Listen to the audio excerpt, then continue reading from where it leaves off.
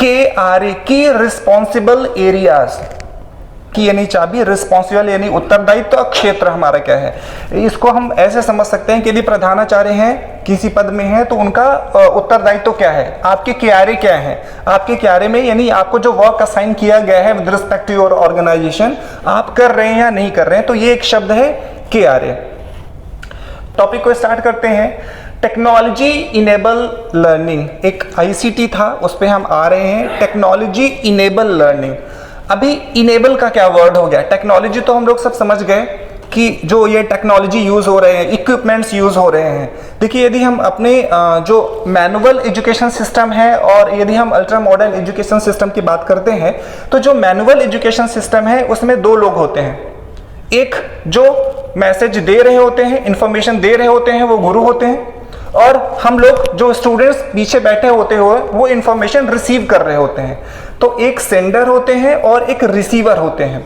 अब उसमें पहले जो यूज होता था वो इक्विपमेंट यूज किया करते थे। इक्विपमेंट का मतलब होता है चीजें, वस्तुएं, जैसे चौक हो गया, डस्टर हो गया, बोर्ड हो गया। अब इन्होंने क्या कर दिया है, उन सारे इक्विपमेंट्स को रिमूव करके इन्होंने टेक्नोलॉजी को ऐड कर दिया है। टेक्नोलॉजी मीन्स अब वो जो डस्टर का कोई काम नहीं है, मार्कर का कोई काम नहीं है, चौक का कोई काम नहीं है। आजकल इलेक्ट्रॉनिक बोर्ड आते हैं, उसी में पेन इरेजर होता है, उसी में आप मेंशन कर दीजिए, उसी में रिमूव कर दिए। तो इन्होंने जो किया है नई शिक्षा नीति में, बेसिकली ये जो घटनाएं अभी हुई हैं वो होने वाली थी करीबन 25 साल 30 साल बाद, वो अभी नहीं होने वाली थी। लेकिन कोरोना के साइड इफेक्ट्स तो जो हुए गुड इम्पैक्ट ये है कि वो टेक्नोलॉजी बहुत पहले आ गई। जिन लोगों के पास मोबाइल नहीं हुआ करते थे, अब उनकी नेसेसिटी बन गई मोबाइल पे लेना। ठीक है, इन सारी चीज़ों को हम देखते हैं। तो ये जो टेक्नोलॉजी वर्ड आया है उसी से आया है। जो इक्विपमेंट था, जो हमारा चौक डस्टर था, उन्होंने हटा दिया। अब तो टीचर्स की भी वैल्यू बहुत खतरे में पड़ी है। तो जो हमारा डिस्कशन जिस पे हम करने वाले हैं, टेक्नोलॉजी इनेबल लर्निंग, यानी लर्निंग में जो टेक्नोलॉजी का उपयोग है, जो नई शिक्षा नीति में आई है या कोविड के बाद काफ़ी ज़्यादा स्ट्रांग हो गई है, वो क्या है। अब outcomes, what we are going to study, अभी हम क्या पढ़ने वाले हैं, है ना। इस डिस्कशन में हम क्या डिस्कशन करने वाले हैं। पहला है describe different dimensions of technology enable learning. Dimensions, कई दिशाएं, है ना, कई सारी दिशाएं होती है टेक्नोलॉजी में। तो कौन कौन सी दिशाएं हैं जो इस टेक्नोलॉजी में हम पढ़ने वाले हैं और सपोर्ट करने वाले हैं हमारे एजुकेशन सिस्टम को। Select appropriate earning information and communication technology. Communication word भी है जो हम अभी शेयर करेंगे। कम्युनिकेशन का एग्जैक्टली मतलब होता है teacher direct learning, learner directed learning, TDL और LDL। इस मैटर को भी हम डिस्कस करेंगे कि exactly what is it. Select appropriate earning, ICT, जो अभी हम डिस्कशन कर रहे हैं कि ICT है क्या, उस पर हम डिस्कशन करेंगे। Explain the way blended learning can be applied. Blended learning, blended learning means such kind of the learning technology which is based on technology, जो इंटरनेट के थ्रू, टेक्नोलॉजी के थ्रू आ रही है, हम उसे बोलते हैं ब्लेंडेड। एजुकेशन सिस्टम में बहुत सारे पैरामीटर्स और बहुत सारे वर्ड्स यूज होते हैं। जैसे एक 360 डिग्री यूज होता है आजकल। जब आप बच्चों को भेजेंगे MBA डिग्री तो करने, तो वहाँ के प्रोफेसर से ही कहेंगे कि हम बच्चों को 360 डिग्री एजुकेशन प्रोवाइड कराते हैं। 360 डिग्री का एजुकेशन प्रोवाइड का मतलब ये होता है कि थ्योरेटिकल नॉलेज और प्रैक्टिकल नॉलेज, दो चीज़ें होती हैं। जैसे हम 12th में करते हैं, मेढक वोढक को चीरते हैं, ये एंड सॉल्व। तो जो थ्योरेटिकल नॉलेज है उसको प्रैक्टिकली करना, एक ये पार्ट हो गया। कैसे करते हैं, जैसे MBA और इंजीनियर्स की हम बात करते हैं। ये एक्चुअली MBA इंजीनियर्स का उदाहरण मैं इसलिए ले रहा हूँ क्योंकि ये सारी की सारी चीज़ें आजकल हमारे विद्यालय में स्टार्ट हो गई हैं। न्यूरोसाइकोलॉजिकल थ्योरी सिस्टम आ गया है, बहुत अपडेटेड है। न्यूरोसाइकोलॉजिकल, P से शुरू होता है ये। न्यूरोसाइकोलॉजिकल जो थ्योरी है वो ये होती है कि जब हम किसी भी व्यक्ति को रटाते हैं या बच्चों को हम पढ़ाते हैं तो हम उसे छड़ी मार मार के याद करवाते हैं। लेकिन रट तो लेता है, लेकिन वो इमेजिनरी, वो ये सिस्टम सर शुरू हुआ था मैकाले से। मैकाले ने जब ये शिक्षा पद्धति भारत में लाई थी, जो अब चेंज हुई है, उनमें ट्रेंड बंदे चाहिए थे, कोई अलग से दिमाग ना लगाए। जो पहले आर्यभट्ट वगैरह हुआ करते थे तो उनके जो पढ़ाई का पैटर्न, या हमारे वेदों में जो पढ़ाई का पैटर्न, जो वैदिक गणित हम लोगों में लगती थी, वो ऐसा लगती थी, यानी वो प्रैक्टिस करवाई जाती थी जिसकी वजह से हमारे ब्रेन में ब्रेन का विकास हो, दिमाग का विकास हो। मैकाले एजुकेशन सिस्टम जब से आया है तो उसने ये कह दिया कि आप अपना दिमाग मत लगाओ, सिर्फ मैं जो कह रहा हूं वही पढ़ो और बिल्कुल गधों की तरह चलते रहो, आपको उतनी सैलरी मिलेगी। तो वो एजुकेशन सिस्टम अब ब्रेक होने जा रहा है। Explain the way blended learning ये हो गया। Explain the concept of MOOC and SPOC, ये ज्यादा भारी भरकम वर्ड लग रहे हैं, ऐसा कुछ नहीं है। मैसिव ऑनलाइन ऑफर क्लासेस होती हैं जो हम discuss. Okay, technology enable learning में और आता है ऑनलाइन टीचिंग लर्निंग। रिसोर्सेज क्या है? रिसोर्सेज मीन्स होता है स्रोत। कौन कौन सी ऐसी जगह हैं जहां से हम ये enable technology learning classes learn कर सकते हैं, फ्रॉम वेयर वी कैन, कहां से हम ये चीज़ें को प्राप्त कर सकते हैं, वो भी हम डिस्कशन देखेंगे। कई सारे पैरामीटर्स हैं, कई सारे वेबसाइट्स हैं, कई सारे प्लेटफॉर्म्स हैं इंटरनेट के थ्रू जहां पे हम वो चीज़ें एक्सेस। इंटरैक्टिव टूल्स, वो कौन कौन से टूल्स हैं जो हम अपनी लर्निंग में या जो टेक्नोलॉजी बेस्ड लर्निंग है उसमें हम इस्तेमाल करते हैं। MOOCs, LMS मॉड्यूल ये सब है ही। सिमुलेटर एंड AR/VR टूल्स, ये सारे हम डिस्कशन करने वाले हैं। इनका फुल फॉर्म क्या होता है और ये है क्या exactly. Smart class room equipments, अभी जो स्मार्ट क्लास आई है, पहले क्लास हुआ करती थी, आजकल स्मार्ट क्लास हुआ, जो हम लोगों ने अभी डिस्कशन किया कि अब चौक डस्टर की जगह पे DZ सेट आ गया है।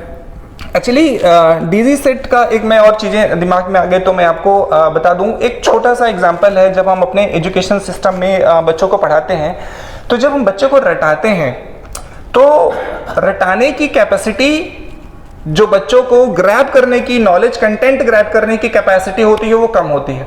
यानी कि हमने किसी भी बच्चे को 1 घंटा पढ़ाया तो उसका 70% कुछ लोगों का 40% ग्रैब होता है, लेकिन और वो भूल जाता है। ऐसा क्यों होता है? और वहीं एक और घटना होती है, अब तक आप अपने दिमाग को सोचिए कि अब तक आपने कितनी मूवीज देखी होंगी, शायद बहुत सारी, कोई भी, और कोई भी एक पिक्चर का डायलॉग या सॉन्ग आ गया तो खट से समझ में आ जाता है ये वाली घटना वहां की है। तो कैसे पॉसिबल है?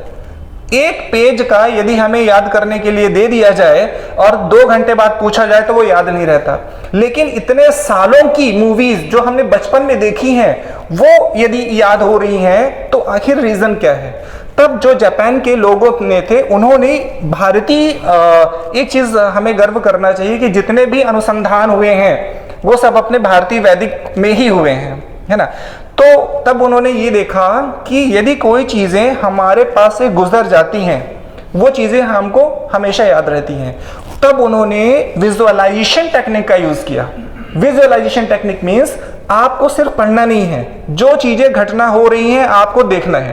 तारामंडल जैसे बेंगलोर में है और दिल्ली में है, इसी बेस पे बना हुआ है। जब बच्चों को पढ़ाया जाता था कि ये ग्रह इतना दूर है, ये इतना दूर है, तो लोगों को याद नहीं होता था। तारामंडल यदि आप लोगों में से किसी ने देखा होगा तो वहां पे बैठे रहते हैं और सारा का सारा तारों में यूनिवर्स शो हो जाता है, प्रोजेक्टर के थ्रू डालते हैं, तो बच्चे को ये लगता है कि हम बिल्कुल आसमान में हैं। तो how will emerging ICT technology impact on education? It means जो ICT एजुकेशन सिस्टम है, ICT टेक्नोलॉजी है, उसका इम्पैक्ट, असर आजकल में क्या होने वाला है, बच्चों पे क्या होने वाला है और टीचर्स में क्या होने वाला है। एक चीज तो तय है कि बच्चे पढ़े या ना पढ़े, लेकिन यदि हम टीचर अपडेट नहीं हुए तो हम उस रेस से हार जाएंगे। ICT का फुल फॉर्म क्या है? Information and communication technology in education. ICT basically है इंफॉर्मेशन। जैसे भी थोड़ी देर पहले हम लोगों ने डिस्कशन किया था कि जब हम टीचर के सामने होते हैं एज ए स्टूडेंट, तो वो हमको इंफॉर्मेशन, यानी अब चेंज हो गया है हमारे विधान में, पहले ज्ञान हुआ करता था, अब इन्होंने जानकारी दे दी है। ये सब वही चीज है। पहले ऐसे पढ़ाया जाता था कि हमारा दिमाग विकसित हो, अब सिर्फ जानकारी दी जाती है कि प्लासी का युद्ध कब हुआ था, CO2 का फॉर्मूला क्या है, रट लो, क्यों आया अब ये इंपॉर्टेंट नहीं है इनके लिए, ठीक है। तो इन्होंने क्या किया, इंफॉर्मेशन एंड कम्युनिकेशन, जो टीचर डिलीवर कर रहे हैं मैसेज वो कहलाया इंफॉर्मेशन, ठीक है। अब जानकारी या ज्ञान जो बुक्स में लिखा हुआ है, उसके बाद आता है एक कम्युनिकेशन। कम्युनिकेशन को यहाँ पे मैं थोड़ा सा क्लियर करना चाहूंगा, क्योंकि कम्युनिकेशन को लेके काफी ज्यादा डाउट है। कुछ लोग बोलते हैं कि आपकी अंग्रेजी बेकार है, मतलब आपका कम्युनिकेशन खराब है। नॉट एग्जैक्टली लाइक दैट, ऐसा नहीं है। Communication is the process of sharing your thoughts, feeling, your habits to other and receiving the same is called communication. जब हम वी आर सोशल ह्यूमन, हम लोग एक सामाजिक प्राणी हैं, जब हम अपने विचारों को, भावनाओं को, अभिव्यक्तियों को दूसरों को हम देते हैं और दूसरों की अभिव्यक्ति जो विचार है उनको हम ग्रहण करते हैं, तो ये जो प्रोसेस या प्रक्रिया होती है हम उसको कम्युनिकेशन या संचार बोलते हैं। ठीक है, अब इसमें भी बहुत सारे पार्ट होते हैं। मिसकम्युनिकेशन आपने सुना होगा। मिसकम्युनिकेशन वो होता है कि जब हमने किसी को कोई मैसेज दिया और उसने गलत तरीके से उसको इंटरप्रेट कर दिया, रिसीव कर लिया, वो कहलाता है मिसकम्युनिकेशन, है ना। और कम्युनिकेशन, किसी ने बहुत अच्छा कहा है कि communication is not that what you express, the communication is that particular things which you receive. क्या हमने बोला, जैसे गुरुजन ने हमको जो बोला वो इंपॉर्टेंट नहीं है, वो कम्युनिकेशन नहीं है। हमने गुरुजनों की बातों को क्या समझा वो इंपॉर्टेंट है। और कई बार ऐसा होता है कि हम कहना कुछ और चाह रहे हैं, सामने वाले व्यक्ति ने समझ कुछ और लिया और उसका एग्जीक्यूशन कुछ और हो गया, वो कहलाता है मिसकम्युनिकेशन। तो कम्युनिकेशन और मिसकम्युनिकेशन दोनों में ही बहुत बड़ा रोल होता है। जब हम टीचर जब बच्चों को पढ़ाते हैं तो ये ध्यान में रखना चाहिए कि हम कंटेंट बेस्ड बात कर रहे हैं कि नहीं कर रहे हैं। कई बार ऐसा होता है कि जब हम अपने बच्चों को पढ़ा रहे होते हैं, स्टूडेंट्स को पढ़ा रहे होते हैं, टॉपिक के चारों तरफ घूम रहे होते हैं, बीच में टॉपिक आता ही नहीं, या तो भाषा ऐसी क्लिष्ट हो जाती है कि हमको बच्चे को समझ में उड़ जाता है कि आखिर टीचर ने बोला क्या है। उसका एक रीज़न ये होता है कि जब हम कम्युनिकेट करते हैं, टीचिंग के दौरान कम्युनिकेट करते हैं, तो ये कभी कभी हम लोग भूल जाते हैं कि हम किस वर्ग के बच्चे को पढ़ा रहे हैं। अब यदि किसी इंजीनियर के सामने हम बिल्कुल गांव की खेती बाड़ी की बात करें, उसको समझ नहीं आएगा। और यदि खेती बाड़ी किसान के सामने हम टेक्नोलॉजी या आईसीटी की बात करें तो वो समझ नहीं आएगा, है ना। तो ये इंफॉर्मेशन एंड कम्युनिकेशन, यहाँ पे मैं एक्सप्लेन करना चाह रहा था कि इंफॉर्मेशन क्या है, कम्युनिकेशन क्या है, और टेक्नोलॉजी हमने पहले ही डिस्कशन कर लिया है कि that equipment things which is used. देखिए, टेक्नोलॉजी कई सारों में चीज हो, युद्ध में टेक्नोलॉजी यूज हो सकती है ना, इंफ्रास्ट्रक्चर में टेक्नोलॉजी यूज हो सकती है, ट्रांसपोर्टेशन में टेक्नोलॉजी यूज हो सकती है। लेकिन हम यहाँ पे उस मुद्दे पे बात कर रहे हैं कि एजुकेशन सिस्टम में जो टेक्नोलॉजी यूज हो रही है, बेसिकली हमारा टारगेट वही है। आगे चलते हैं। सर, ये हो गया इंफॉर्मेशन एंड कम्युनिकेशन, उन्होंने दे रखा है इंफॉर्मेशन का सोर्स हम कहाँ से ले सकते हैं, कंप्यूटर से ले सकते हैं। कम्युनिकेशन, संचार जिसकी बात है, टेलीफोन है, मोबाइल है, एंड ये सारे टेक्नोलॉजीज हैं। आगे करते हैं। अब आईसीटी है क्या, right. Information and communication technology can be defined as the use of hardware and software. दो चीजें होती हैं, हार्डवेयर एंड सॉफ्टवेयर। सर बिल्कुल बहुत अच्छे से परिचित होंगे हार्डवेयर और सॉफ्टवेयर। हार्डवेयर वो चीजें होती हैं which is tangible in nature. Tangible in nature का मतलब ये होता है कि जिसे आप छू सकते हैं, देख सकते हैं, एंड विच ऑक्यूपाइड स्पेस, जो कि कवर एरिया घेरती है। जैसे ये मोबाइल है, मोबाइल को हम देख सकते हैं, छू सकते हैं, और ये स्पेस कवर कर रहा है, एरिया कवर कर रहा है, तो वो कहलाता है टेंजिबल थिंग्स। और इनटेंजिबल जो अदृश्य है ना, अदृश्य में हम डिस्कशन करते हैं। जैसे अदृश्य में आपने जो मुझे ज्ञान दिया है वो अदृश्य है, ये सर्विस सेक्टर कहलाता है। एडवोकेट्स हो गए, टीचर हो गए, डॉक्टर्स हो गए, ये सर्विसेज देते हैं, यानी कि वो प्रोडक्ट देते हैं जो दिखाई नहीं देता। बिस्किट लेने जाएंगे तो बिस्किट दिखाई देता 10 रुपए का, लेकिन ये जो प्रोडक्ट है ज्ञान, वो अदृश्य है, हम तो उसको इंटेंजिबल बोलेंगे। तो जब हम आईसीटी को पढ़ रहे हैं तो एक चीज जानना बहुत जरूरी हो जाता है कि हार्डवेयर क्या है और सॉफ्टवेयर क्या है। हार्डवेयर क्या होता है, which is tangible, like projector हो गया, कीबोर्ड हो गया, सीपीयू हो गया, ये फोन हो गया, मोबाइल हो गया, हेडफोन हो गया, ये सारे टेंजिबल है, इनको बोलेंगे हम हार्डवेयर। हार्डवेयर, ठीक है, जो कड़े होते हैं। अब एक होता है सॉफ्टवेयर। सॉफ्टवेयर जो इंटेंजिबल होता है, उसको देखा नहीं जा सकता। जैसे विंडोज, ये PPT, power point presentation, MS word हो गया, एमएस एक्सेल हो गया, उसमें पीपीटी एक आता है, पावर पॉइंट प्रेजेंटेशन, जिसमें ये पीपीटी बनी हुई है, ठीक है। तो वो क्या कहलाया, सॉफ्टवेयर। हार्डवेयर वो चीज, मशीन जिसमें हम कोई सॉफ्टवेयर एप्लीकेशंस यूज करते हैं। एक एग्जांपल, व्हाट्सएप आप सब चलाते हैं, तो जो मोबाइल है वो हार्डवेयर है, और उसमें जो व्हाट्सएप चला रहे हैं, फेसबुक चला रहे हैं, वो सॉफ्टवेयर, राइट। इसमें थोड़ा सा आगे बढ़ेंगे तो जो टेक्नोलॉजी के है वो एक प्लेटफॉर्म होता है, उतना जानने की अपन को आवश्यकता नहीं है। तो ये क्या, hardware and software for efficient management of information. Efficient, व्यवस्थित और प्रभावी। 2 घंटे पढ़े हैं, लेकिन ढंग से देखो वैल्यू कितनी आई उसकी, आधे घंटे के भी बराबर नहीं पढ़ा, क्योंकि आधा घंटा दिमाग कहीं मूवीज में, कहीं इधर, कहीं टीवी में, कहीं डर, ये सारी चीज होते हैं। तो इसको बोलते हैं इफिशिएंसी, प्रभावी कितना चीजें हैं। जब हम लोग साइंस में पढ़ा करते थे तो देखते थे कि 1 लीटर पेट्रोल की इफिशिएंसी ज्यादा है कि डीजल की, मतलब 1 लीटर पेट्रोल में गाड़ी कितने किलोमीटर चलेगी और डीजल में, मतलब इफिशिएंट। जो हमने इंफॉर्मेशन या क्लास में हम पढ़ा रहे हैं वो बच्चों के ऊपर गया कितना है, प्रभावी कितना है। पढ़ा तो हमने दिया, 45 का लेक्चर हो गया, लेकिन वो प्रभावी एग्जैक्टली कितना ज्ञान अर्जन हुआ, यानी उसकी बच्चे की ग्रास्पिंग पावर कितनी है, उस पर ये बात कर रहा है।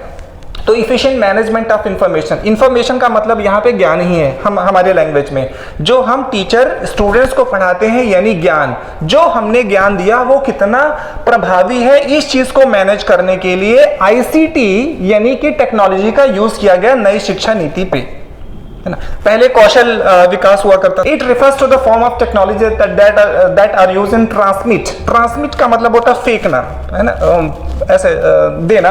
Transmit, store, create, share, exchange particular task. ये वो विधा है टेक्नोलॉजी का यूज, यानी आईसीटी को यूज करना, जिसकी वजह से आप अपने ज्ञान को ट्रांसमिट कर सकते हैं, स्टोर कर सकते हैं, क्रिएट कर सकते हैं। स्टोर मीन्स सुरक्षित करना, क्रिएट मीन्स उसमें कुछ और ऐड ऑन करना, नया, क्रिएटिविटी यानी कि नया विकास करना, शेयर करना, हम आपको शेयर कर रहे हैं। एक्सचेंज पर्टिकुलर टास्क, एक्सचेंज के मीन्स आदान प्रदान होता है। It plays an important role in the way of communication, learn and live. ये बहुत इंपॉर्टेंट है आईसीटी आज के युग में इंफॉर्मेशन को एक्सचेंज करने के लिए, जीने के लिए और सीखने के लिए। क्योंकि एक टाइम पे हम एक ही टीचर से पढ़ सकते हैं, लेकिन आईसीटी के बेस में एक टाइम में आप कई सारे टीचर्स के साथ पढ़ सकते हैं। और हम रीवा में ही सिर्फ पढ़ सकते हैं, वहां पे जरूरी नहीं है। आप अमेरिका के टीचर से पढ़िए, लंदन के टीचर से पढ़िए। एक जापान का शायद रिसर्च है, वर्ल्ड वाइड रिसर्च, यानी विश्व में जो रिसर्च हुआ है, that has shown that ICT can lead and improve student learning and a better technology method. Report made by national institute of multimedia education in Japan. Japan में एक institute है जिसका नाम है multimedia education, national institute of multimedia education. उसने ये prove किया है कि increase student exposure to educational ICT through curriculum integration has a significance and positive impact on the students achievement. जो भी स्टूडेंट्स को पढ़ाया जाता है, यदि टेक्नोलॉजी के माध्यम से पढ़ाया जाए, यदि विजुअल क्लासेस के माध्यम से पढ़ाया जाए, या डेजी क्लासेस के माध्यम से पढ़ाया जाए, या इंटरनेट के माध्यम से पढ़ाया जाए, तो उसकी जो इफिशिएंसी होती है वो बहुत ज्यादा होती है। इसीलिए इंडियन गवर्नमेंट ने कुछ मजबूरी थी और कुछ उन्होंने जापान की टेक्नोलॉजी को यूज कर दिया। हमसे बहुत आगे है जापान, है ना। चाइना तो खैर जो है उससे बहुत ज्यादा आगे है। तो knowledge, comprehension, practical skill, presentation वही होती है जो हम डिस्कशन कर रहे हैं। विशेषताएं, जो उसकी विशेषताएं हैं वो क्या है आईसीटी की। तो आईसीटी सर कंफर्म है ना, तो आईसीटी को मैं आईसीटी बोल के चल रहा हूं, अभी कोई प्रॉब्लम तो नहीं है सर। फास्टर, बहुत फास्ट है। जो भी टेक्नोलॉजी है वो बहुत फास्ट है, पढ़ाने की, सस्ती है। मोबाइल मतलब ट्यूशन यदि हम जाते हैं तो 500 रुपये पर लेक्चर होता है। आप 10 रुपये का इंटरनेट में सारी कॉपी उठा लीजिए, कोई दिक्कत नहीं है। और नहीं तो आजकल तो मोबाइल सर ऐसा हो गया कि 129 का रिचार्ज, 219 का रिचार्ज करें तो 1.5 GB पर डे मिल रहा है। पहले काफ़ी टफ था। तो ये जब से अंबानी जी ने जियो स्टार्ट कर दिया है, तो उसके बाद फिर कंपटीशन मार्केट में आ गया है बहुत ज़्यादा। तो इतना सस्ता है कि कोई भी कहीं से भी डेटा पढ़ सकते हैं, कोई भी। और इस तरीके से गवर्नमेंट ने भी सपोर्ट किया है। वो मैं अभी दिखा रहा हूँ, government ministry of home affairs ने बहुत सारे इस शिक्षा प्रणाली में अपने साइट्स किए हैं, ओपन सोर्सेस किए हैं। कोई लाइसेंस की जरूरत नहीं है, आप किसी भी वेबसाइट से पढ़ सकते हैं। फ्यूअर स्टेप बहुत है, बस कोई जाना नहीं पड़ता। जो फिजिकल लर्निंग है उसको लेने के लिए घर से और इस विद्यालय तक आना पड़ेगा। यहाँ पे कोई जरूरत नहीं है, आप बैठे हैं तो भी, बिस्तर में लेटे हुए तब भी सिर्फ क्लिक करना है, बस शुरू। बहुत आसान है। लेस पेपर वर्क तो है ही नहीं, और आगे भी ऐसे होने वाली है। 2020 में 7-9 में मेरा MBA कंप्लीट हुआ है। उस टाइम पे हम लोगों को पेपर पेन ले जाने की अनुमति नहीं थी कॉलेज में। हम लोग वहाँ पे वाईफाई से स्टडी कर रहे थे, लैपटॉप होता था, ऐसे प्रेजेंटेशन चलता था, पेपर हमारे पास नहीं होता था, सिर्फ वहाँ पे अलाउड नहीं था पेपर पेन लेके जाना। 7-9 में जब मैंने MBA किया था।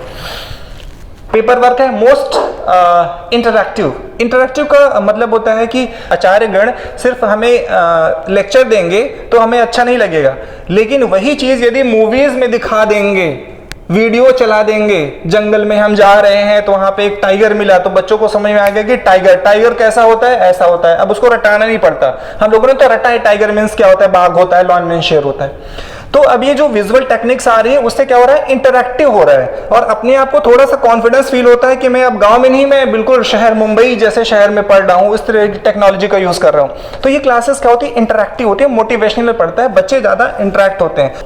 एरर्स कम आती हैं, जो त्रुटियां हैं वो बहुत कम होती हैं, क्योंकि त्रुटियां हैं, कॉपी नहीं होता। गूगल ने ऐसा फॉर्मेट डाला है, यदि आप गूगल में डालना चाहें तो शायद 85% है, 85% कॉपी नहीं होना चाहिए, नहीं तो गूगल एक्सेप्ट नहीं करता।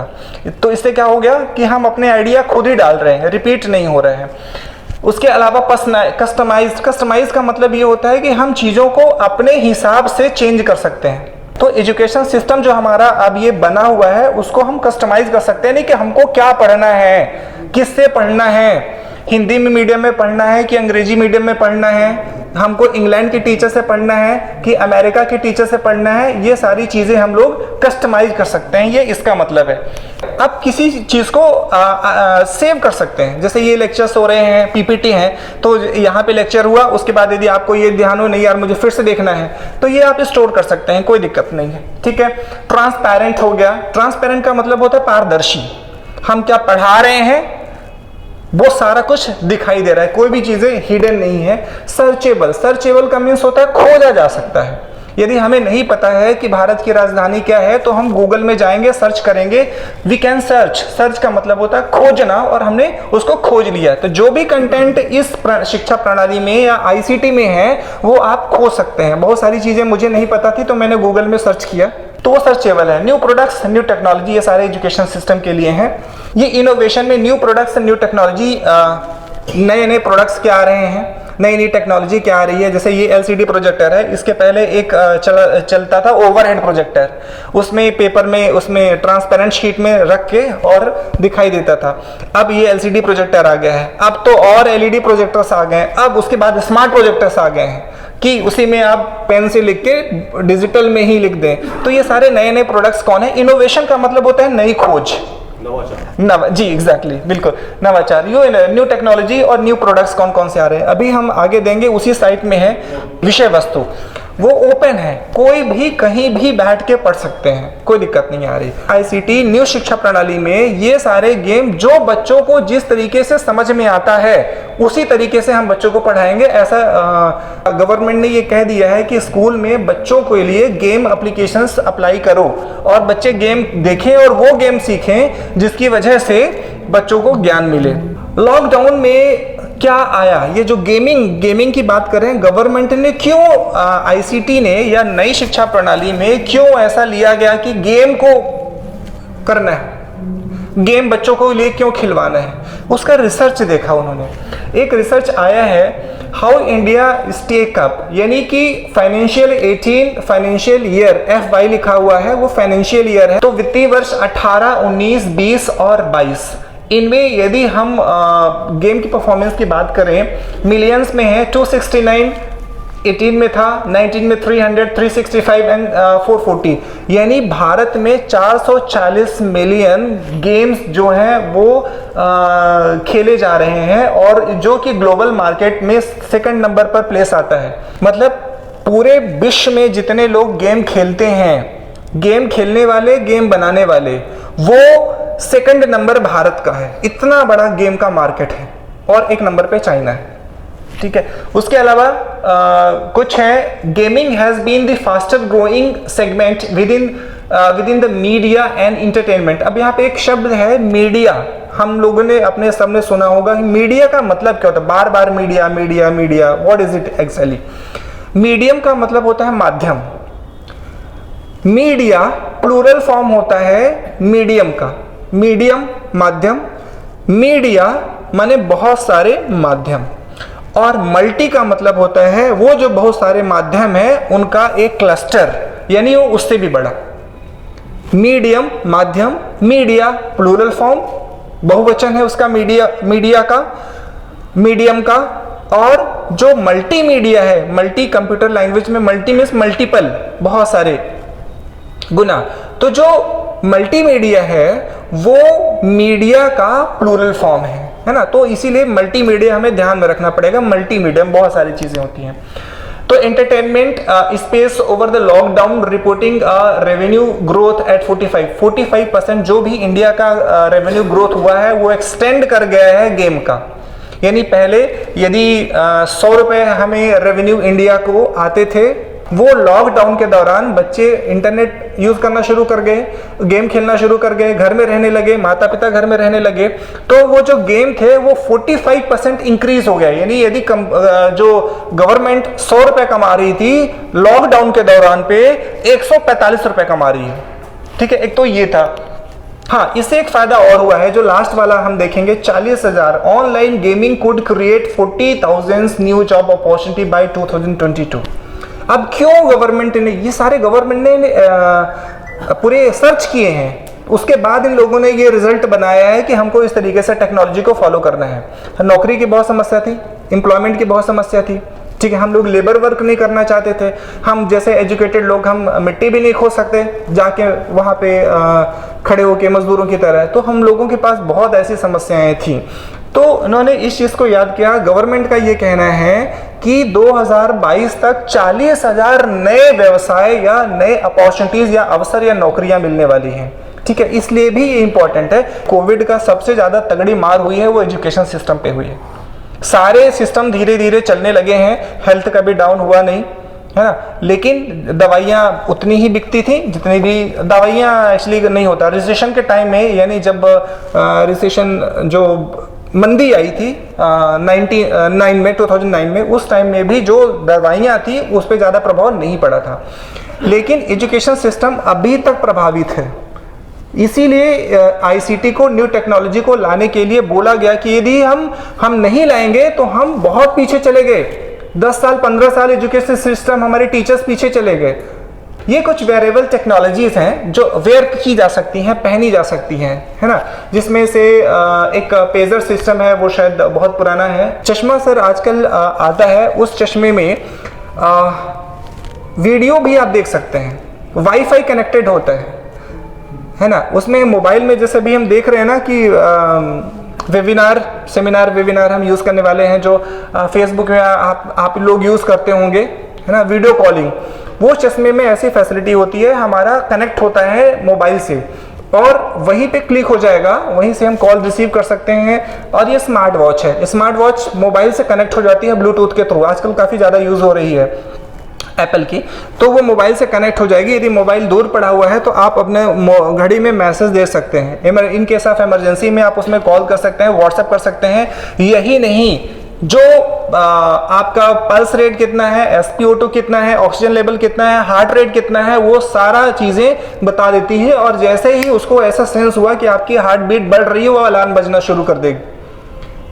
ठीक है, कार्डियक अरेस्ट होने वाला है, वो BP UP SpO2 जो ऑक्सीजन लेवल होता है बॉडी में, वो बता देगी। कितने फीट हमने पैदल चले हैं, वो सब आपके मोबाइल्स में, इसी मोबाइल में भी होता है और उसमें भी होता है। बहुत सारे लोग वो यूज़ करते हैं।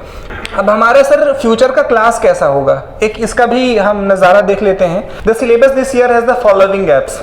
कोई पढ़ाना नहीं, कोई पुस्तक नहीं है। हम कोई कंटेंट पहले बात करते थे कि ये तुमको पढ़ना है ना, ये साइकोलॉजी पढ़ना है, ये आपको फिजियोलॉजी पढ़ना है। अब कुछ नहीं है, मैं कोई बुक नहीं है, स्टूडेंट्स को बोल देना है ये ऐप में तुम्हारे भेज दिया गया है सिलेबस। आजकल आ रहे हैं सर मैसेजेस, पहले तो स्टार्टअप मैसेजेस हुए, आजकल तो सॉफ्टवेयर बन गए हैं। स्टूडेंट्स जो सॉफ्टवेयर वो ऑटोमेटिक 25 दिन के बाद वो मैसेज फ्लोट कर देगा स्टूडेंट्स के मोबाइल पे कि आपका ये सिलेबस है, इस एप्लीकेशन में देख लो। बच्चे को कोडिंग करनी है, आपका बच्चा कितने परसेंटेज पाया है, वो सब एप्लीकेशंस में आ जाता है। आप वीसेट ये होता है जैसे हमने इस विद्यालय के ऊपर लगा दिया, तो ये प्रशिक्षण सिर्फ यहाँ आने की जरूरत नहीं थी। यदि वीसेट लगा हुआ होता तो ऐसे प्रोजेक्टर में लाइव हम जितने भी स्कूल्स हैं, सारे स्कूल्स में वैसे ही दिखता जैसे मैं यहाँ पे दिख रहा हूँ, और मुझे आप वैसे ही दिखते जैसे आप दिख रहे हैं।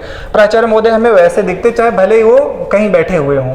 तो वो वीसेट के थ्रू होता है, ये टेक्नोलॉजी वीसेट कहलाता है ना। उस पर लिख भी लेंगे, आगे चलते हैं सर। ये रोबोटिक सिस्टम है, अभी वो आएगा जो इंडियन गवर्नमेंट ने स्टार्ट किया है, आई स्टेम, बहुत सारे रोबोटिक सिस्टम है। रोबोटिक सिस्टम में रोबोटिक एजुकेशन को भी भारतीय जो हमारी टेक्नोलॉजी है उसमें बहुत काफ़ी पीछे रही है, लेकिन अब उसने स्टार्ट कर दिया है। बहुत सारे स्कूल्स ने रोबोटिक सिस्टम का लैब बना लिया है।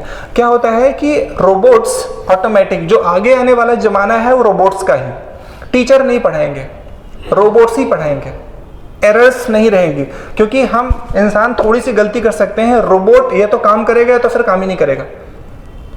तो ये रोबोटिक एजुकेशन सिस्टम को इन्होंने बहुत अच्छे से किया है, और उसका एक जो वर्ड होता है एम्बेडेड रोबोटिक सिस्टम, EMBDED, वो आगे आने वाला है। एम्बेडेड वो रोबोटिक सिस्टम, ये चीज़ होता है कि रियल टाइम, एक शब्द आया है, ये सारे जो भी वर्ड्स मैं बोल रहा हूँ सब उसमें हैं, और वो ICT से वर्ड्स जानना ज़रूरी है। एम्बेडेड रोबोटिक सिस्टम, और जो मैंने बोला रियल टाइम, रियल टाइम का ये मतलब हो गया असली समय, वैसे हिंदी में बोले तो। अब रियल टाइम यदि हम हिंदी में असली समय बोलेंगे तो वो चीज़ें गड़बड़ हो जाएगी, उसका अर्थ का अनर्थ निकल जाएगा। रियल टाइम का ये होता है कि जब हम चाहें तब वो चेंज हो जाए। जैसे ये क्लिक है, माउस है, रियल टाइम हमने चाहा कि क्लिक हो जाए, तो अभी नहीं कि आज हमने क्लिक किया है सरकारी फाइल की तरह 10 दिन बाद वो चेंज होगा, ऐसा नहीं। तो रियल टाइम यानी तुरंत, जब आप चाहें कॉल करना है तुरंत, हमें चेंज करना है तुरंत, उसे बोलते हैं real time system, real time technology, real time. और एम्बेडेड रोबोटिक सिस्टम वही है ना, जो भी रोबोटिक, जब हम कहें कि रोबोट पानी लेके आओ तो रोबोट पानी लेके आ जाए, है ना, ऐसा है। ये सारे वर्ड्स हैं। तो ये है, ये एक डिवाइस है जो आंखों में पहनाई जाती है, 3D डिवाइस होती है ये। इसमें पढ़ने ऑलरेडी सॉफ्टवेयर अपलोड होते हैं। जैसे हम मोबाइल पे सॉन्ग लगा लेते हैं और गाना बजता रहता है, वो ठीक उसी तरीके से दूसरे लोगों का डिस्टर्ब ना हो, इसलिए ये डिवाइस आंख में ऐसे पहन, लोग ज़्यादातर यूज़ करते हैं जैसे फ्लाइट में जर्नी कर रहे हैं। तो किसी को अभी उसके पहले वीडियो कोच आया करता था कि जो मूवी उसमें है, व्हीकल है, गाड़ियाँ हैं, उसमें मोबाइल वीडियो लगा करती थी, टीवी लगा करती थी। उससे नुकसान ये हुआ कि कुछ लोगों को टीवी देखना है, कुछ लोगों को ये वाला गाना नहीं देखना है, दूसरा वाला गाना देखना है। तो उसका सोल्यूशन कैसे हो? तो फिर ये डिवाइस आ गई कि आप पहन लीजिए, आपको जो देखना है वो देखिए, किसी और को दिखाई नहीं देगा। ये एक डिवाइस है जो एजुकेशन सिस्टम में किया है। गवर्नमेंट ने तो कई सारी चीज़ें भी अलाउ कर रहा है। एक ये डिवाइस है, और बीच में आया था, हालांकि उसमें मेंशन है कि कुछ 75 रुपये के हिसाब से जो टैबलेट है वो भी किराए से दिया जाएगा, कि एंड्रॉयड। ये सब क्लासेस है, एडवांस क्लासेस है। देखिए ये जो सामने दिख रहा है इन लोगों को, अभी जो लैपटॉप हम यूज़ कर रहे हैं, हालांकि वो सारी चीज़ें यूज हो तो ये टेंजिबल है ना, यहाँ पे हम लोगों को क्लिक करना पड़ता है। अब क्या है, ये टेक्नोलॉजी कुछ जगह तो यूज़ भी हो रही है, गेम में तो काफ़ी चीज़ें यूज़ हो रही है। मूवीज़ में आपने देखा होगा, क्रिश मूवी में ऐसे स्लाइड कर देंगे, लैपटॉप भी सामने नहीं रहेगा, वो स्क्रीन आ जाएगी, स्क्रीन में बिल्कुल ऐसे ऐसे कुछ नहीं है, वहाँ पे ऐसे हाथ मारेंगे तो कुछ नहीं रहेगा, ये ऐसे करेंगे, ये स्लाइड ऐसे होगी, ये ऐसे ऐसे। तो अब ये सिस्टम तरीके से पढ़ाई होने वाली है फ्यूचर में। आगे चलते हैं sir. Students can find information, आपको कोई भी जानकारी लेना है या स्टूडेंट्स को कोई भी जानकारी लेना है, तो ये जो ICT आया है उसके तहत आप कुछ भी कहीं किसी भी समय पे और कहीं भी प्राप्त कर सकते हैं। कुछ भी, एनीथिंग का मतलब होता है कोई कुछ भी चीज़, कुछ भी चीज़। हमें डॉक्टर के बारे में जानना है, हमारी भाई की तबीयत खराब हो गई है, पल्स रेट ज़्यादा है, तो हम गूगल में सर्च करिए pulse rate increasing, what should I do, pulse rate बढ़ रही है, हम क्या करें। ये इन्फॉर्मेशन आप कुछ भी ले लिए। गेम्स कौन कौन से होते हैं, एजुकेशन सिस्टम क्या है, ये सब ले लेते हैं। यही एजुकेशन सिस्टम, नई शिक्षा नीति आप गूगल में डालेंगे पता चल जाएगा। जो आपको जानकारी लेना है वो ले सकते हैं। इसी तरीके से ये जो बच्चा है, जो हमारे स्टूडेंट्स हैं, वो भी इंफॉर्मेशन प्राप्त कर सकते हैं। तो कुछ भी आप प्राप्त कर सकते हैं एनी टाइम, किसी भी। रात को 12 बजे 3 बजे हमें टीचर को जगाना होता है, लेकिन इस एजुकेशन सिस्टम में ऐसा नहीं है। आपको रात को 12 बजे पढ़ना है, गो थ्रू वेबसाइट्स, आप उसमें चाहिए, गूगल में सर्च कर लीजिए, आपको जो एप्लीकेशन दिया है वो चेक कर लीजिए। कभी भी यदि आपको अपने बच्चे का बोर्ड एग्जाम देखना है तो स्कूल में तकना नहीं है कि हम सुबह से लेकर शाम तक तो ऑफिस में रहते हैं, तो हम कैसे जाके अपने बच्चे का रिकॉर्ड देखें। एप्लीकेशंस में अवेलेबल है, आप वो देख सकते हैं। तो एनीवेयर, कहीं भी। हाँ, जब एक शब्द आएगा इसमें आगे sir, remote areas. Remote area वो होते हैं जो आउटस्कर्ट्स होते हैं, जो हमारे ऐसे प्लेसेस होते हैं जहाँ पे शिक्षा का पहुँच पाना थोड़ा सा कठिन हो जाता है। जैसे जहाँ जंगल वंगल में काफ़ी सारे आदिवासी हमारे भाई बहन रहते हैं, वहाँ तक शिक्षा देना प्रॉब्लम हो जाता है, लेकिन आजकल नेटवर्क पहुँच गया है हर जगह पे।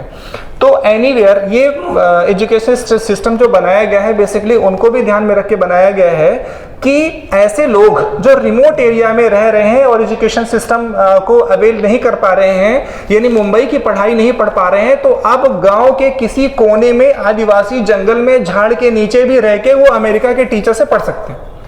ये वाला प्लेस है।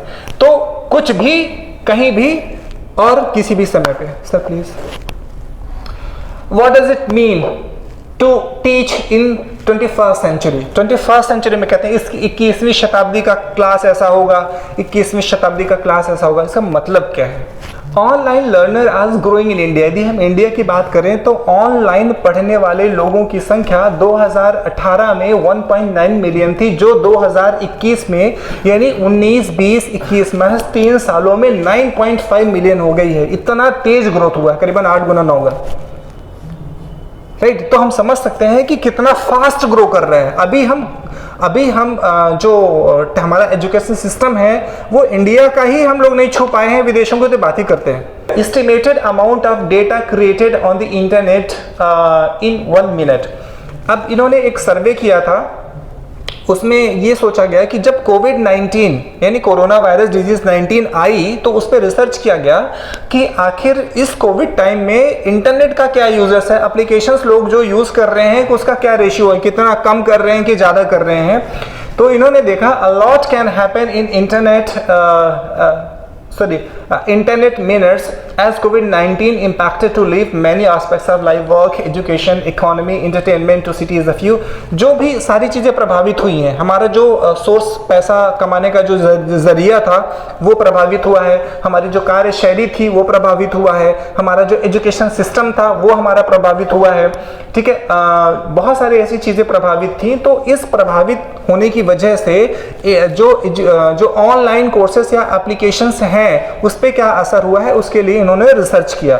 तो उन्होंने ये पाया कि 500 hours of videos uploaded by users, एक मिनट में 500 घंटे का वीडियो यूजर्स अपलोड कर रहे हैं। जैसे आपको अपने किसी को स्टूडेंट्स को पढ़ाना है तो यूट्यूब में एक चैनल बनाइए, फ्री ऑफ कॉस्ट है, उसमें अपनी वीडियो को अपलोड कर दीजिए और जिसको भेजना है वो भेज दीजिए, ठीक है। तो कई सारे लोग हैं जो YouTube को यूज़ कर रहे हैं, यानी कि हर मिनट में 500 घंटे वीडियो अपलोड की जा रही है, एक मिनट में 500 घंटे का। व्हाट्सएप है 41.7 मैसेजेस शेयर्ड, एक मिनट में 41.7 मिलियंस मैसेजेस शेयर हो रहे हैं, जो हम शेयर करते हैं, गुड मॉर्निंग, सुप्रभात, इस तरीके से।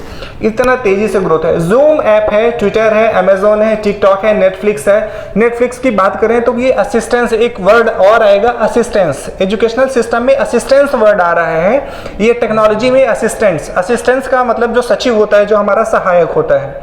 अब ये जो गूगल नेटफ्लिक्स है वो क्या करता है, अब हम यहाँ पे बैठे हैं, मेरा मोबाइल है, एप्पल की यदि हम बात करें तो उसमें एक जो असिस्टेंट है, एप्पल असिस्टेंट, वो है श्री, SIRI, श्री। उसमें बोले हे श्री, जैसे बोलूँगा हे श्री, अभी मैंने ऑफलाइन किया है, जैसे उसको मैं ऑनलाइन कर दूंगा, बोलूँगा हे श्री कॉल मी प्राचार्य सरस्वती सर, तो प्राचार्य सरस्वती सर का वो नंबर सर्च करेगा, मैं बोलूँगा कॉल ऑन प्राचार्य सरस्वती सर ऑन स्पीकर, वो स्पीकर में लगा देगा।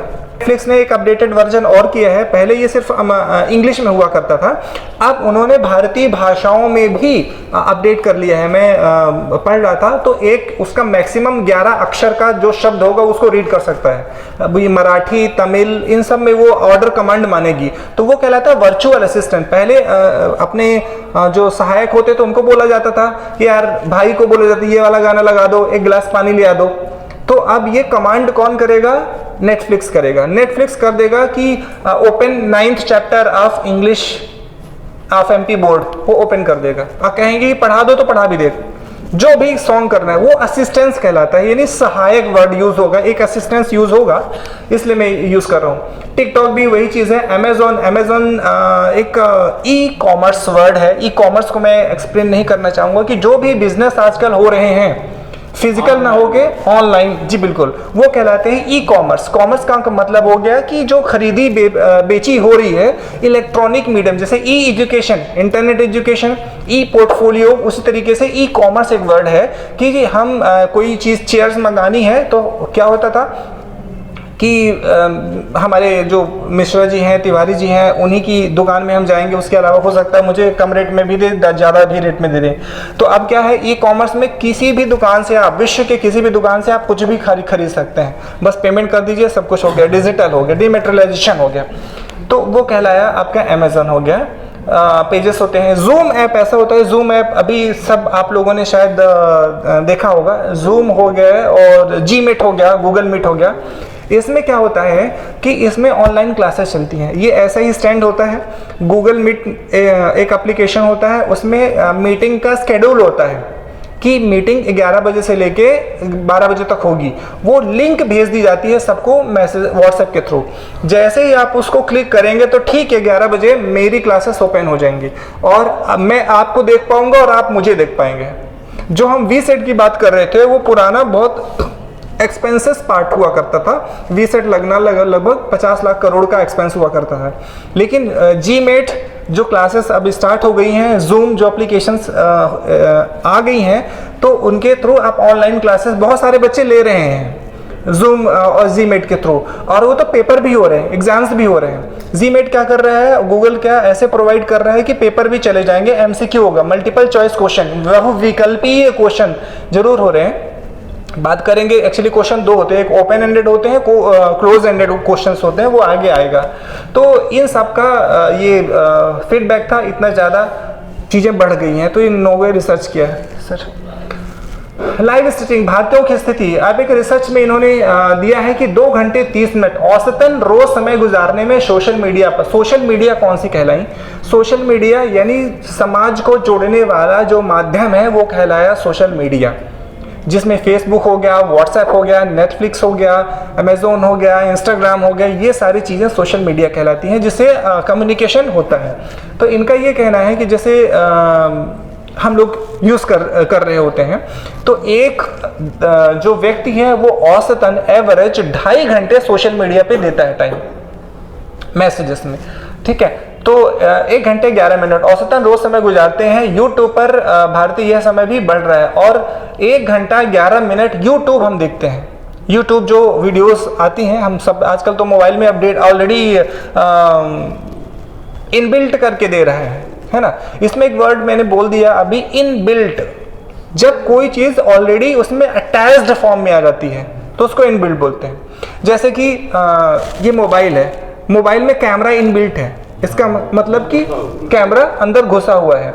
इस चीज़ को मैं इसलिए बोल रहा हूँ क्योंकि आगे एक चीज़ है इसमें, इस चीज़ में आजकल ऐसा सिस्टम आ रहा है, सोनी ने शायद लॉन्च किया है कि आंखों में ही लेंस और कैमरा इनबिल्ट कर रहा है। अब जैसे किसी डिवाइस की ज़रूरत नहीं है, ये सब खत्म हो जाएंगे। आप मुझे देख रहे हैं, आंखों में ही लेंस लगा हुआ है, वहाँ आप क्लिक कर देंगे, मेरी सारी लेक्चर्स रिकॉर्ड हो जाएंगे और आपका मैं रिकॉर्ड कर सकता हूँ, आंखों में ही लेंस लग रहा है। और उसके अलावा जब कभी भी आप देखना चाहें तो देख सकते हैं। मोबाइल इन्फ्लुएंसर बहुत तेजी के साथ बढ़ा हुआ है। मोबाइल के कहीं ना कहीं पॉजिटिव और नेगेटिव भी इम्पैक्ट आ रहे हैं। इन्होंने टाइम तो नहीं दिया। व्हाट इम्पैक्ट मीन्स होता है प्रभाव sir. What impact does the mobile phones which keeps us connected 24/7। 24/7 का मतलब होता है सर 24 घंटे सातों दिन। Have on hours life according to a pen survey. एक पीव सर्वे हुआ था जो 11 emerging economics people assessment in the specific, खैर कुछ पार्ट्स लिए गए थे जिसपे उन देखा गया कि मोबाइल जब हम यूज करते हैं तो कितना भाग हम किस चीज पे स्पेंड करते हैं।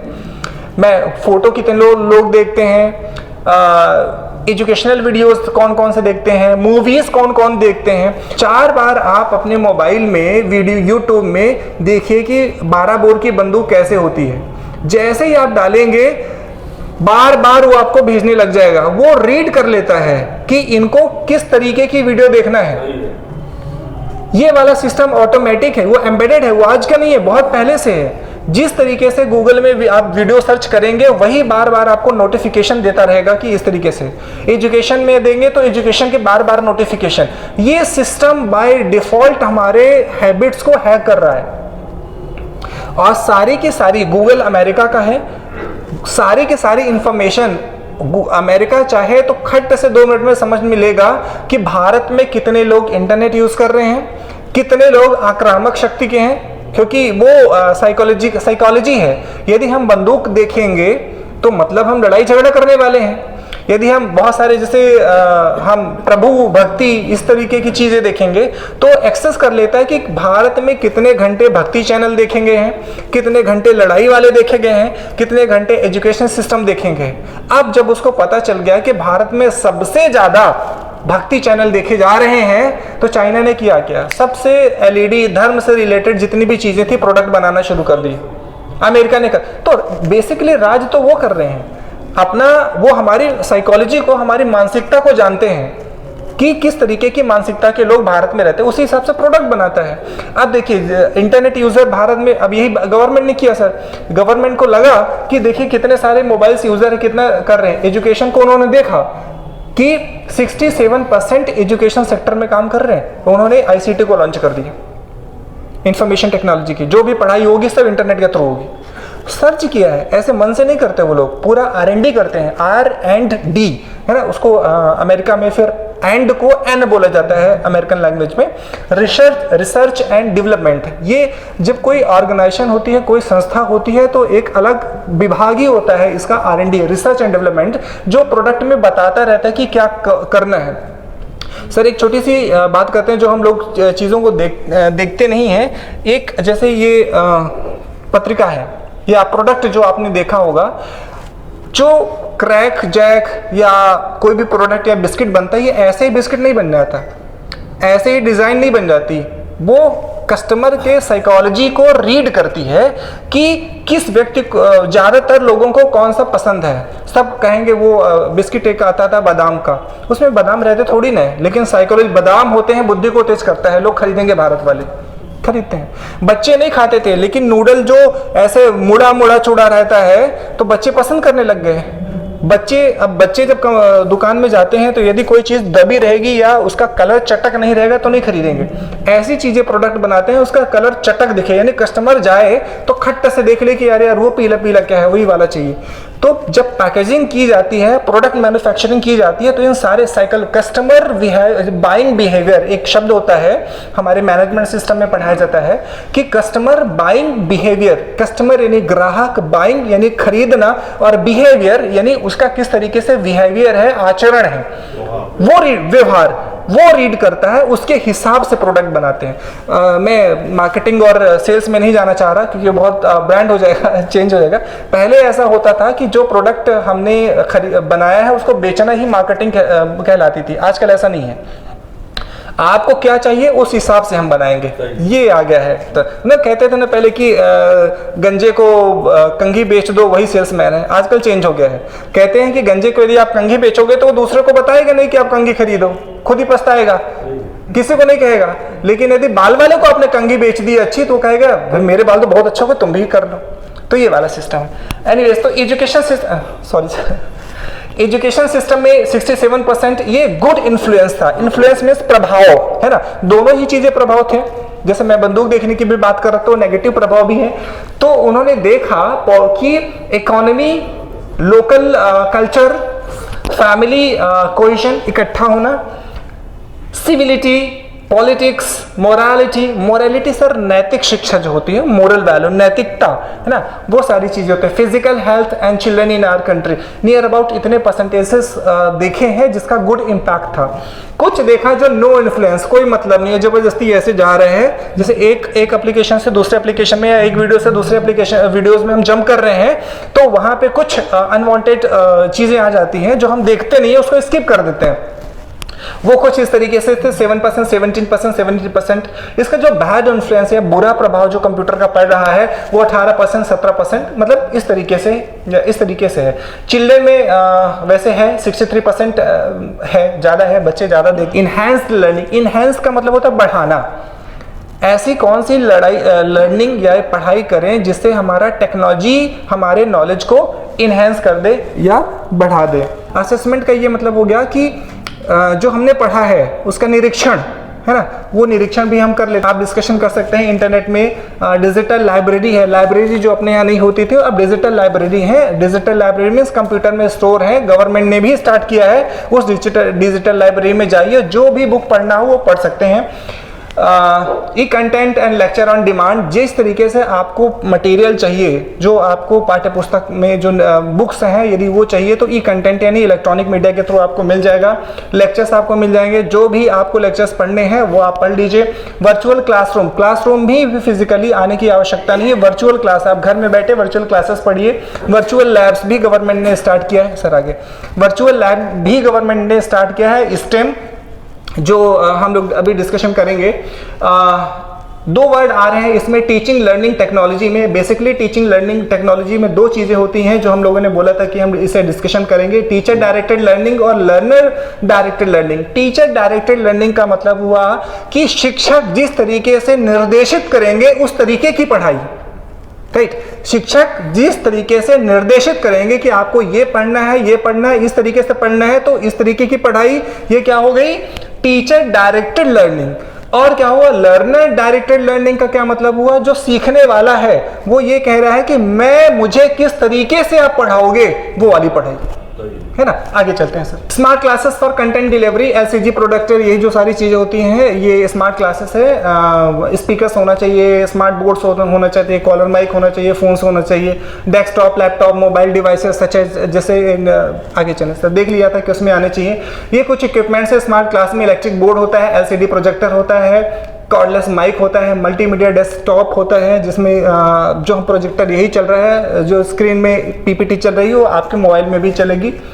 TV, monitor, speaker, headphone, mic, mobile device, tablets, ये सारे यूज होते हैं। सर आगे प्लीज। स्मार्ट डिजिटल पोडियम, इसे हम पोडियम बोलते हैं लेकिन अभी इसमें कंट्रोल नहीं है, लेकिन जब डिजिटल आ जाएगा तो यहीं से पीपीटी हम चेंज कर सकते हैं। वायरलेस इंटरेक्टिव पैड, वहाँ पे आप कुछ लिख सकते हैं। जैसे आजकल डिजिटल सिग्नेचर आता है, बार बार सिग्नेचर करने की जरूरत नहीं होता है, क्लिकर होता है, ऑपैक प्रोजेक्टर होता है। इंटरैक्टिव बोर्ड्स, ये बोर्ड्स होती हैं जहाँ पे अटैच्ड प्रोजेक्टर लगा हुआ होता है। इस तरीके से अलग से लगाने के प्रोजेक्टर की आवश्यकता नहीं होती है, जो हम लिखेंगे वही आ जाएगा। ये सारे आगे चलते हैं सर। लैपटॉप, कंप्यूटर कलाई में बधी, जो हम लोगों ने अभी पढ़ा है कि वेयरेबल गैजेट्स जो हैं, जो पहनने वाले चीज़ें हैं वो काफ़ी मात्रा में आ रहे हैं आगे, जो आईसीटी में हमको यूज़ करना पड़ेगा। ये सारे इक्विपमेंट्स हैं। MP3 प्लेयर्स, आगे चलते हैं सर। कॉपी में लिखने की आवश्यकता नहीं है, सब डिजिटल में आप लिख सकते हैं। ये मैं बात कर रहा था, Soni is deploying smart contact lens which can record videos and play them back. कोई भी वीडियोस कहीं की भी रिकॉर्ड हो सकती है और वो प्ले बैक हो सकती है किसी भी टाइम पे।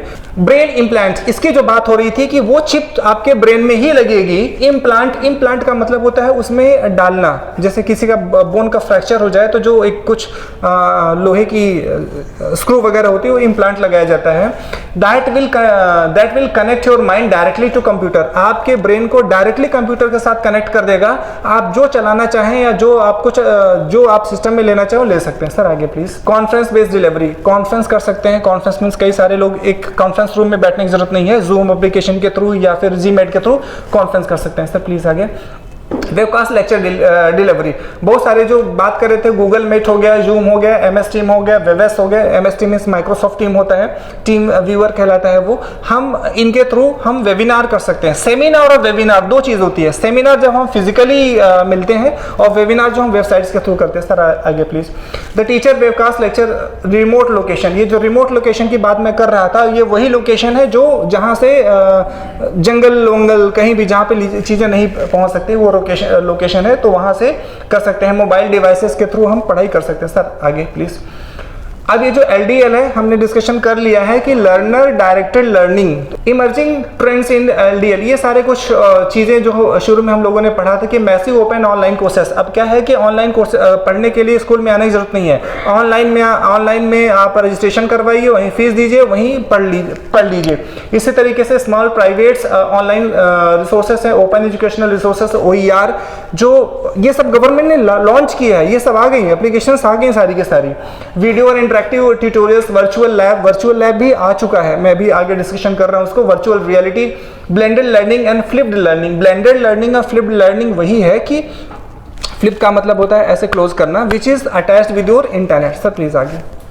ये ओपन एजुकेशन सिस्टम जो है, गवर्नमेंट ने ये कहा कि बहुत सारे लोग जो नहीं पढ़ पा रहे हैं, तो देखिए जब हम पहले रूल ये था कि जब हम कोई इंफॉर्मेशन रखेंगे अपने कंप्यूटर में, उसका एक लाइसेंस होता है, जो हमें पैसा देगा हम वही सिर्फ एजुकेशन कर सकता है। लेकिन गवर्नमेंट ने ICT में अभी ये कहा कि कोई भी लाइसेंस की जरूरत नहीं है, आप बच्चा जो पढ़ना चाहे, जो कोर्स करना चाहे वो कर सकता है। Sir virtual labs and virtual field, जो फील्ड ट्रिप्स हैं, फील्ड ट्रिप्स वो कहलाएंगे जब फील्ड में जाना होता है प्रेजेंटेशन देने के लिए, सीखने के लिए इंजीनियर्स को, तो वो हो जाता है sir. So virtual lab are created in order to provide remote access to lab. ये ह्यूमन रिसोर्स जो कंपनी है, जो भारत का है, MHRD यानी कि जो ह्यूमन रिसोर्स डेवलपमेंट अथॉरिटी है भारत की, उन्होंने ये स्टार्ट किया है कि लैब यदि नहीं है, आपके कॉलेज में लैब नहीं है, तो दूसरे यूनिवर्सिटीज के लैब को आप यूज कर सकते हो। लगभग 400 यूनिवर्सिटीज ऐसे ऐड हो गई हैं कि आप उनसे परमिशन लीजिए और ऑनलाइन ही लैब में कर लीजिए। ऑनलाइन इंजीनियरिंग आप इंजीनियरिंग यहाँ से कीजिए, लैब वहाँ का यूज कर लीजिए, कोई दिक्कत नहीं है। ये online resources and teaching learning, ये सब गवर्नमेंट के हैं। वर्चुअल लैब ये गवर्नमेंट है, MHRD को इन लोगों ने यूज किया है। ये यंत्रा इसी तरीके से गवर्नमेंट का ही है। ये यंत्रा मतलब जिनको रोबोटिक ज्ञान लेना है, टेक्निकल नॉलेज लेना है, आपके स्कूल या कॉलेज में नहीं है, तो आप जाके वहां पे ले सकते हैं। सर आगे iSTEM, जिसकी बात मैं कर रहा था कि यहाँ पे iSTEM ऐसा है कि Indian science technology and engineering facility map है। मैप वो यही है कि आप किसी भी यूनिवर्सिटी में पढ़ रहे हैं और जाके आप लैब, आप थीसिस कहीं भी जमा कर दीजिए। ये सारे गवर्नमेंट के हैं, ICT ने ही प्रूव किया है। मतलब जो नई शिक्षा प्रणाली है उसने गवर्नमेंट ने जानबूझ के ये सारे प्रोडक्ट लाए, ये प्राइवेट नहीं है। यूट्यूब है, 360 डिग्री वही शेयर हो चुका, 360 डिग्री में एंटायर नॉलेज जो लेने की प्रोसेस थी। आगे चलते डिजिटल लाइब्रेरी एंड रिसोर्सेस। अब सरकार के सामने यही प्रॉब्लम है, सरकार का जो इस सिस्टम में लाने का यही है कि जो गरीब लोग हैं वो भी पढ़ पाएं, जो दूर हैं। तो इन्होंने क्या किया, लाइब्रेरी हमारे विद्यालय में नहीं है तो कोई जरूरत नहीं है लाइब्रेरी, आप ऑनलाइन लाइब्रेरी आप पढ़ लीजिए। इतनी सारी बुक है, DILNET है, national digital library of India, Bharat में PM मोदी जी ने इसको स्टार्ट किया है। सर आगे निवेदन कर रहा हूँ। जे लाइब्रेरी विश्व की सबसे बड़ी लाइब्रेरी है जिसमें इतने सारे बुक्स हैं। आगे चलें सर। भारत ने भी INDEST इस लाइब्रेरी को लॉन्च कर दिया है भारत में, इसी शिक्षा प्रणाली को फॉलो करते। तो ये सारे स्टूडेंट्स को प्रोवाइड करना है, ये हमारा ही काम है। आगे सर पाठशाला, ये गवर्नमेंट का EPG पाठशाला, PG के बाद यदि कोई और पढ़ाई करनी है तो वो E में जाके कर सकते हैं, किसी भी कॉलेज में जाने की आवश्यकता नहीं है। E-लर्निंग प्लेटफॉर्म, ये कुछ E-लर्निंग प्लेटफॉर्म है जहाँ पे आपको जाके पढ़ सकते हैं, है ना। ये एग्जाम्पल जो गवर्नमेंट के हैं। आगे चलते हैं sir.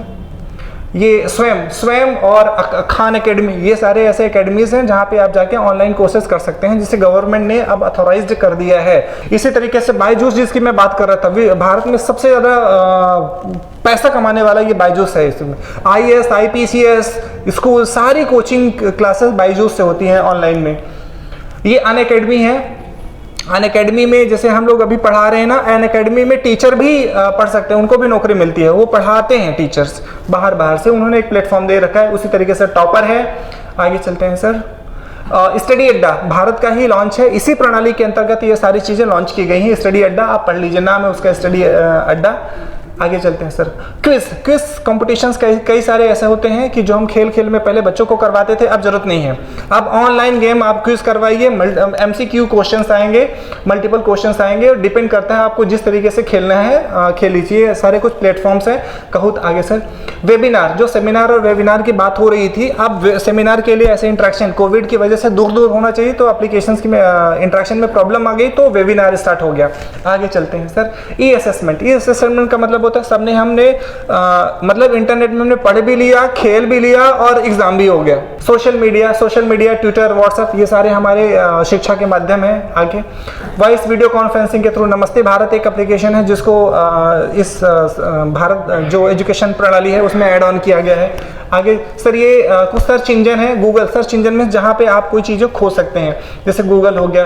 Publications evaluation tool, publications यदि आपको अपने कुछ पत्रिकाएं छपवानी है ना, तो चाहते हैं कि आप अपना कंटेंट दे, तो विकीपीडिया है। और कई आगे सर कुछ ब्लॉग्स हैं, ब्लॉग्स का मतलब होता है कि कुछ जगह खाली स्थान यदि उसमें आपको लिखना है तो आप वो लिख सकते हैं। ई पोर्टफोलियो, हम अपना पोर्टफोलियो भी बना सकते हैं। मैं कौन हूँ, मेरा नाम क्या है, मैं क्या करता हूँ। ई पोर्टफोलियो जैसे ये बी पोर्टफोलियो हो गया, लिंक्डइन हो गया, ये सारा हो गया। तो ई लर्निंग प्रोग्राम, ये क्वेश्चन है लास्ट हमारी यहाँ से पीपीटी खत्म होती है। ये एक क्वेश्चन हम सबके लिए है, will artificial intelligence replace teacher? क्या ये जो रोबोटिक सिस्टम और ई लर्निंग है क्या हम लोगों को हटा देगा? क्या फ्यूचर में हम जैसे फिजिकल टीचर की आवश्यकता नहीं होगी?